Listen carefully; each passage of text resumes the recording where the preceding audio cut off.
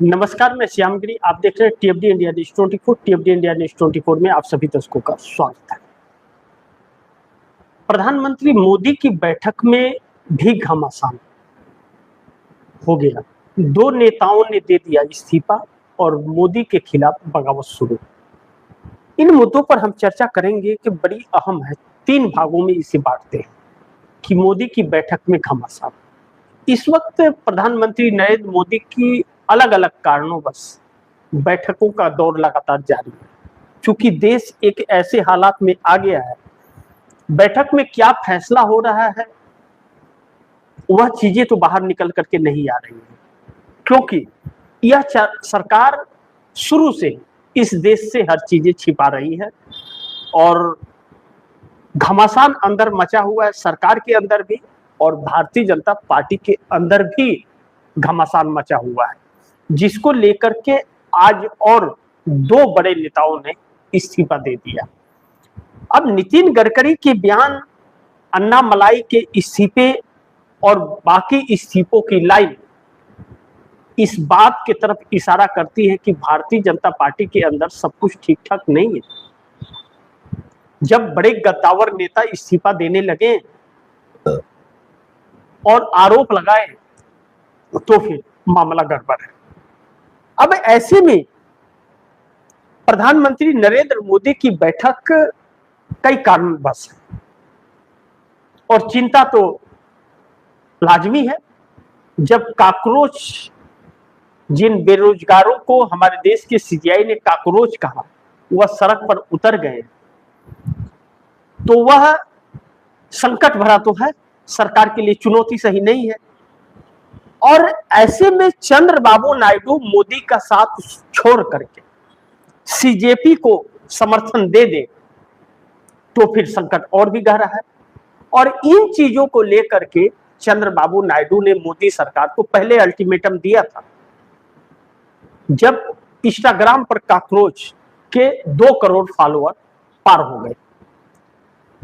मोदी सरकार ने परमिशन तो दिया, दिल्ली पुलिस एयरपोर्ट पहुंची,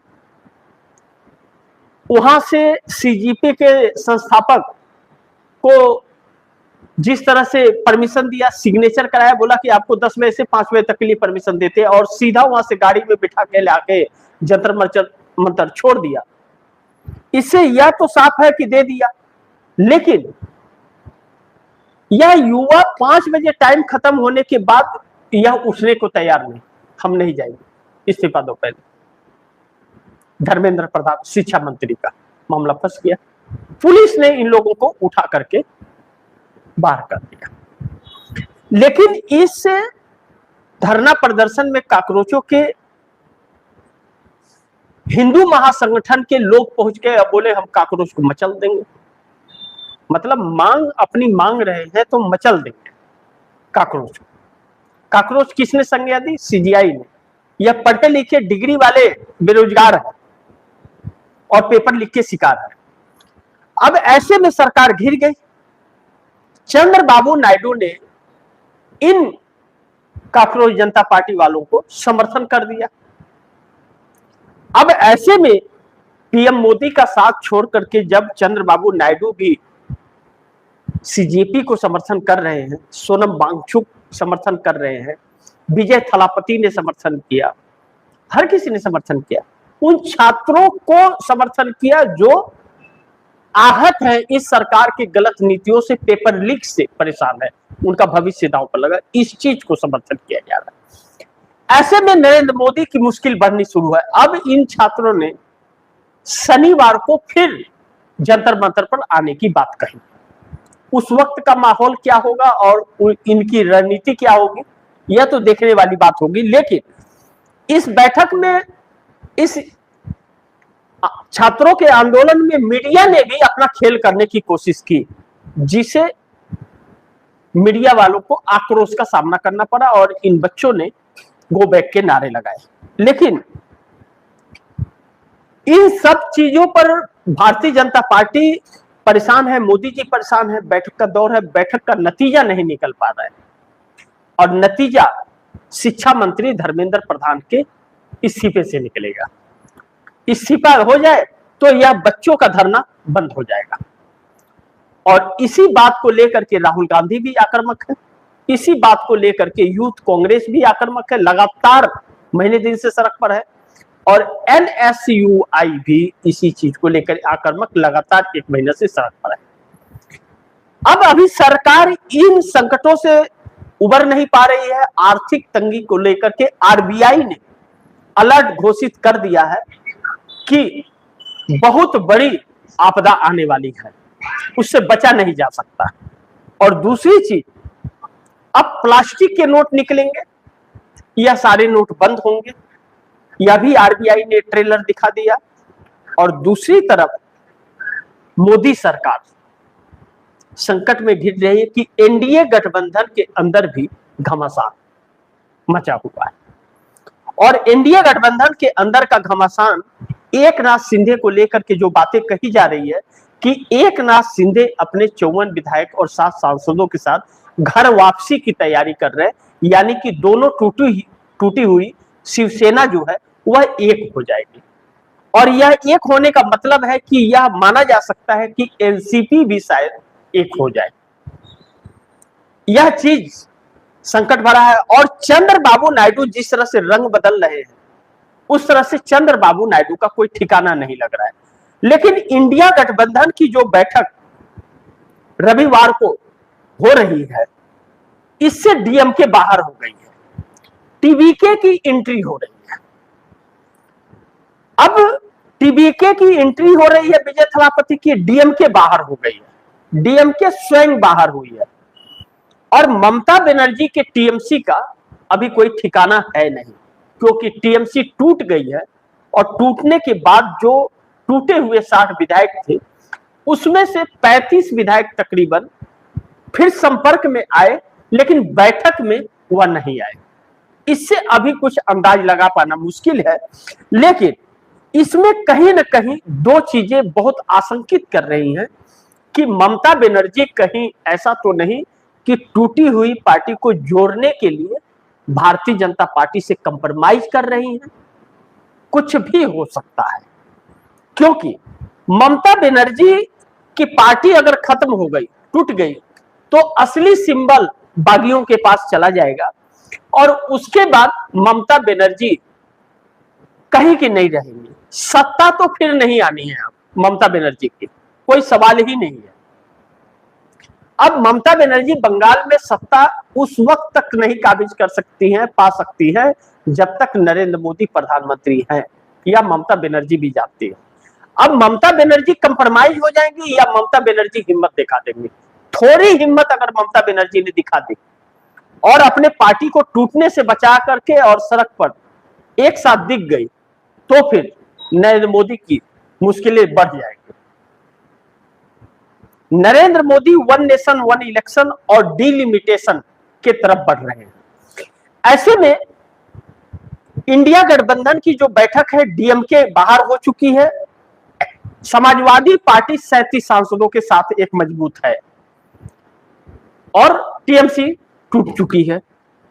अभी फिलहाल टूटा हुआ ही मानते हैं। 20 सांसद उसके जा रहे हैं भाजपा में, इस तरह की खबर निकली थी।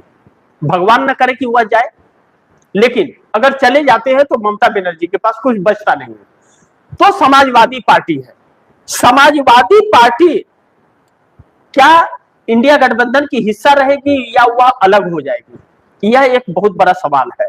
लेकिन अगर ममता पूरी तरह से टूट गई, डीएमके नहीं आई, आम आदमी पार्टी बाहर है और शरद पवार का ठिकाना नहीं है, तो उद्धव ठाकरे, समाजवादी पार्टी और ममता के लिए इंडिया गठबंधन नहीं रहेगा। इंडिया गठबंधन खत्म हो जाएगा रविवार को ही। और यूपीए का गठन कांग्रेस फिर करेगी। जो यूपीए 1 और यूपीए 2 मनमोहन सिंह का कार्यकाल था, तो यूपीए 3 का गठन फिर कांग्रेस करेगी। फिर कांग्रेस ओरिजिनल यूपीए वालों को लेगी। तो ओरिजिनल यूपीए वाले में कौन था? यूपीए में भी डीएमके थी, तो डीएमके बाहर हो गई। शरद पवार का भरोसा नहीं है, उद्धव ठाकरे होंगे, समाजवादी पार्टी आती है कि नहीं। यानी कि ना यूपीए हो पाएगा ना इंडिया हो पाएगा। यूपीए का गठन होगा लेकिन जो छोटी छोटी पार्टियों को कांग्रेस एक करेगी वह यूपीए के हिस्सा होगी, इंडिया का नहीं। इंडिया संडे को ही टूट जाएगा अगर बैठक सफल नहीं हुई तो, यह तय है। अब देखना होगा बैठक के अंदर क्या होता है। लेकिन दूसरी तरफ एनडीए से अगर चंद्रबाबू नायडू अलग होते हैं, जो मोदी सरकार को भरोसा है कि चंद्रबाबू नायडू मौका देख करके साथ छोड़ देंगे, भारतीय जनता पार्टी यह जानती है कि एकनाथ शिंदे भी साथ छोड़ेंगे, और साथ छोड़ेंगे कौन? नीतीश भी आने वाले वक्त में। इसलिए वह डीएमके और टीएमसी और शरद पवार पर, इन तीनों पर नजर गड़ाए हुए हैं कि यह तीन भाजपा के साथ रहेंगे तो सरकार बन जाएगी। यह फंडा मोदी सरकार का है। अब मोदी सरकार से दो लोगों ने आज इस्तीफा दिया, एक करुणा नागराजन और दूसरा सुमति वेंकटेश तमिलनाडु से। इन लोगों ने इस्तीफा दे दिया। अन्नामलाई के इस्तीफे के बाद अभी और भी इस्तीफे होंगे। कहा जा रहा है कि तकरीबन 15 से 16 और इस्तीफे भारतीय जनता पार्टी में तमिलनाडु से होंगे। लेकिन अन्नामलाई ने इस्तीफा दे करके और अमित शाह के मनाने पर भी नहीं माने अन्नामलाई और इस्तीफा दे दिया। और आज करुणा नागराजन और सुमति वेंकटेश ने भी दे दिया।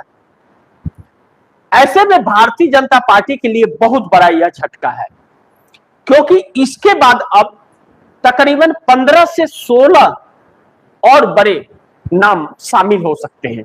इस तरह की चर्चा चल रही है तमिलनाडु से। अब भारतीय जनता पार्टी के अंदर जो बवाल मचा है और जिस तरह से घमासान मच रहा है, वह लोग सुनने को तैयार नहीं है। आरोप एक ही है कि इज्जत बचाना है तो इस्तीफा दे करके चले जाओ। नितिन गडकरी का यह बयान है और अन्नामलाई का बयान है कि इस पार्टी में किसी की सुनी नहीं जाती और इस पार्टी में अपनी सुनाई जाती है और सिर्फ सत्ता के पीछे भागती है, देश की जनता का परवाह नहीं करती। इन आरोपों के साथ अन्नामलाई का इस्तीफा हुआ और यही शब्द करुणा नागराजन और यही शब्द सुमति वेंकटेश का भी है। अब जैसे कहा है जॉर्ज कुरियन का कार्यकाल खत्म हो गया, मंत्री पद अगर उनका जाता है तो वह भी इस्तीफा दे देंगे। और नवनीत सिंह बिट्टू न इधर के न उधर के, कहीं के नहीं हुए, कांग्रेस से आए थे, भाजपा ने इस्तेमाल किया और बाहर कर दिया।